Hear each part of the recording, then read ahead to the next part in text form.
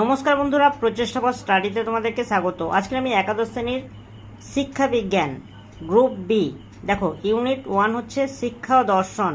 এই অধ্যায় থেকে অনুশীলনের যে প্রশ্নগুলো রয়েছে, এমসিকিউ ও শূন্যস্থান, এই প্রশ্নের উত্তরগুলো তোমাদের সামনে তুলে ধরবো। তোমরা ভিডিওটা প্রথম থেকে শেষ পর্যন্ত দেখতে থাকো, আশা করি তোমাদের খুব ভালো লাগবে। বন্ধুরা, শিক্ষা ও দর্শন এই অধ্যায় থেকে অনুশীলনী প্রশ্নগুলো দেখে নাও। দেখো এই অধ্যায়ে অনেক প্রশ্ন আছে, সেই কারণে আমি দুটি অধ্যায়ে এর উত্তরগুলি করে দেবো। দেখো প্রথম প্রশ্ন হচ্ছে রিপাবলিক গ্রন্থের লেখক হলেন, এর উত্তরে প্লেটো। ফিলোস কথার অর্থ হলো, এর উত্তরে অনুরাগ। 3 নম্বর প্রশ্ন হচ্ছে life is a by product of different activities and education is born out of those activities. এই উক্তিটির প্রবক্তা হলেন, এর উত্তরে জন ডিউই। 4 নম্বর প্রশ্ন হচ্ছে সোফিয়া কথাটির অর্থ হলো জ্ঞান। 5 নম্বর প্রশ্ন হচ্ছে wonder is the pageant of philosophy, এই কথাটি বলেছেন, এর উত্তরে প্লেটো। দর্শন হলো বিজ্ঞানের বিজ্ঞান, এই কথাটি বলেছেন আগস্ট কোঁতে। দর্শন হলো জ্ঞানের বিজ্ঞান, এই কথাটি বলেছেন, এর উত্তরে জোথান গটলিয়েব ফিচ। 8 নম্বর প্রশ্ন হচ্ছে দর্শন হলো জ্ঞান সম্পর্কিত বিজ্ঞান এবং তার আলোচনা, এই কথাটি বলেছেন ইমানুয়েল কান্ট। ন্যায় দর্শনের প্রতিষ্ঠাতা হলেন মহর্ষি গৌতম। বেদ শব্দের অর্থ হলো পরম জ্ঞান। সূত্র শব্দের অর্থ হলো সুতো। ভারতীয় দার্শনিকদের মতে মানুষের সকল প্রকার দুঃখের কারণ হলো কামনা বাসনা। মোক্ষ বলতে বোঝায় মুক্তি। সংখ্যা, যোগ, ন্যায়, বৈশেষিক, মীমাংসা ও বেদান্ত, এই ষড়দর্শন হলো, এর উত্তরে আস্তিক দর্শন। 16 নম্বর প্রশ্ন হচ্ছে চারবাক দর্শন ভারতীয় দর্শনের একমাত্র জড়বাদী সম্প্রদায়।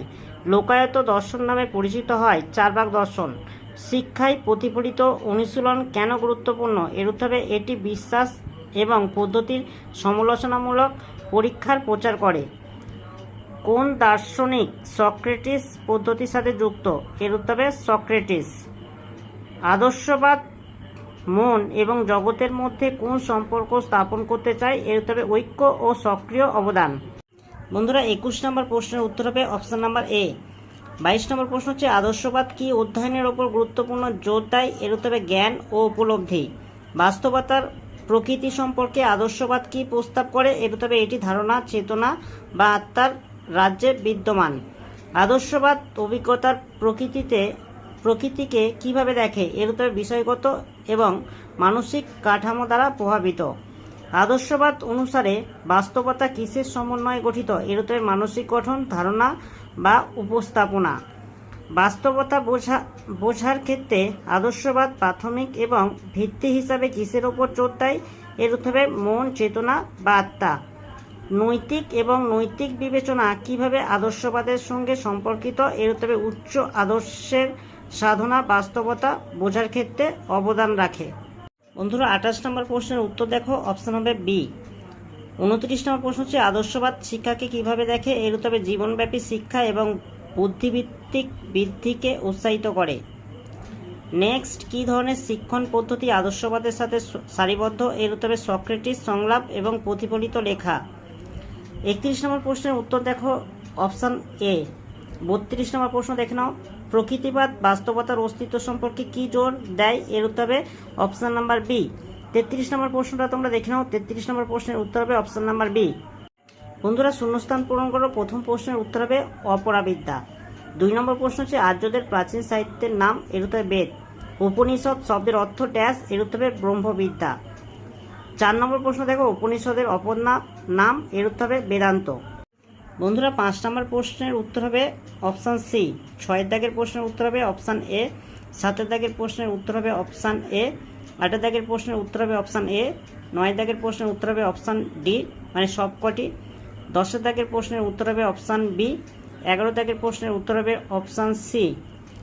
12 দাগের প্রশ্নের উত্তর হবে অপশান বি। 13 দাগের প্রশ্নের উত্তর হবে অপশান ডি। 14 দাগের প্রশ্নের উত্তর হবে অপশান বি। বন্ধুরা, 15 দাগের প্রশ্নের উত্তর হবে অপশান ডি। 16 দাগের প্রশ্নের উত্তর হবে অপশান এ। 17 দাগের প্রশ্নের উত্তর হবে অপশান বি। 18 দাগের প্রশ্নের উত্তর হবে অপশান বি। 19 দাগের প্রশ্ন হচ্ছে বেদাঙ্গ হলো ড্যাশ সাহিত্যের অংশ, এর উত্তরে বৈদিক। উপনিষদের যুগে চতুরাশ্রমের শেষ আশ্রম ছিল, এর উত্তরে ড্যাশ সন্ন্যাস। 21 নম্বর প্রশ্ন হচ্ছে ড্যাশ যুগে ভক্তি ধর্মের উদ্ভব হয়, এর উত্তরে মহাকাব্যের। বেদের প্রকৃত অর্থ, এর উত্তর হবে অপশান সি জ্ঞান। বেদাঙ্গের অপর নাম হলো ড্যাশ, এর উত্তর হবে স্বরদর্শন। 24 নম্বর প্রশ্ন হচ্ছে সংখ্যা দর্শন তত্ত্বের প্রবক্তা ছিলেন ড্যাশ, এর উত্তর হবে কপিল মুনি। যোগ দর্শন তত্ত্বের প্রবক্তা ছিলেন, এর উত্তর হবে পতঞ্জলি। ন্যায় দর্শন তত্ত্বের প্রবক্তা ছিলেন ড্যাশ, এর উত্তর হবে গৌতম। 27 নম্বর প্রশ্নের উত্তর হচ্ছে অপশান এ। 28 নম্বর প্রশ্ন দেখো, পূর্ব মীমাংসা দর্শন তত্ত্বের প্রবক্তা ছিলেন, এর উত্তর হবে জৈমিনী। 29 নম্বর প্রশ্ন দেখো, এর উত্তর হবে অপশান বি। 30 নম্বর প্রশ্ন হচ্ছে যাগযজ্ঞের নিয়ম শিক্ষার জন্য ড্যাশ রচিত হয়, এর উত্তর হবে বেদাঙ্গ। 31 নম্বর প্রশ্ন হচ্ছে অরণ্য বিষয়ে পঠনীয় যে শাস্ত্র তার নাম, এর উত্তর হবে আরণ্যক। 32 নম্বর প্রশ্ন হচ্ছে বানপ্রস্থের পরবর্তী আশ্রমটি হলো, এর উত্তর হবে সন্ন্যাস। 33 নম্বর প্রশ্নের উত্তর হবে অপশান সি। বন্ধুরা 34 নম্বর প্রশ্নটা তোমরা দেখে নাও। 34 নম্বর প্রশ্নের উত্তর হবে অপশান এ।